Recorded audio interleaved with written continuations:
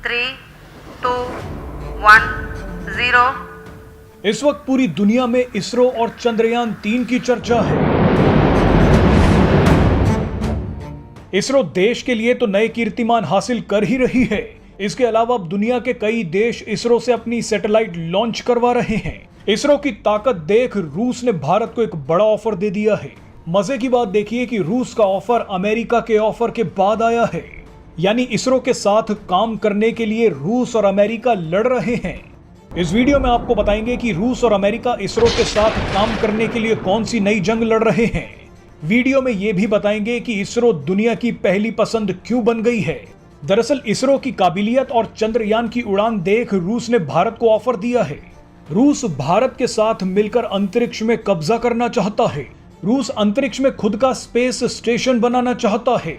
आपको बता दें कि अमेरिका और यूरोपीय देशों से विवाद के चलते रूस इंटरनेशनल स्पेस स्टेशन से बाहर निकलना चाहता है। इंटरनेशनल स्पेस स्टेशन को कई देशों ने मिलकर बनाया है। इंटरनेशनल स्पेस स्टेशन ऐसी सैटेलाइट है जिस पर अंतरिक्ष यात्री कई दिनों तक रह सकते हैं। रूस, अमेरिका, जापान, यूरोप और कनाडा की स्पेस एजेंसियों ने मिलकर इंटरनेशनल स्पेस स्टेशन को बनाया है। लेकिन अब इन सभी देशों के साथ रूस की जंग चल रही है। इसीलिए रूस इंटरनेशनल स्पेस स्टेशन से बाहर निकलकर खुद का स्पेस स्टेशन बनाना चाहता है। अपने इस बड़े प्लान के लिए रूस ने भारत को ऑफर दिया है।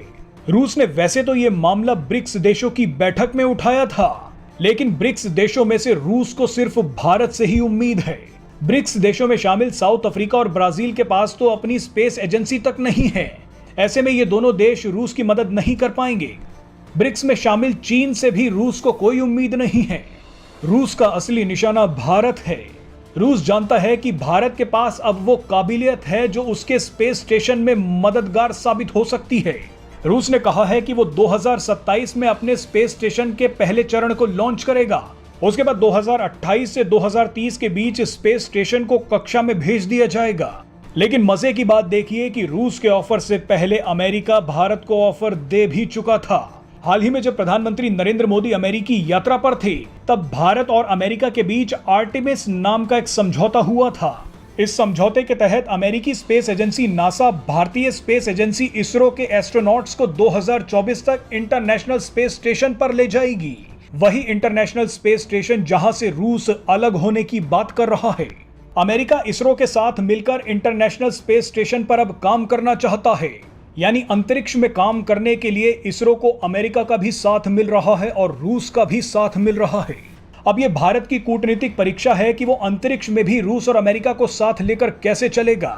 चलिए अब आपको बताते हैं कि रूस और अमेरिका भारत के इसरो के दीवाने क्यों हैं। इसरो जितना भारत के लिए काम कर रहा है उतना दुनिया के लिए भी काम कर रहा है। इसरो ने भारत के लिए मंगलयान भी भेजा और चंद्रयान भी। अब इसरो सूर्य की स्टडी के लिए सूर्ययान यानी आदित्य L1 भेजने की तैयारी कर रहा है। इसके बाद इसरो का अगला टारगेट गगनयान होगा।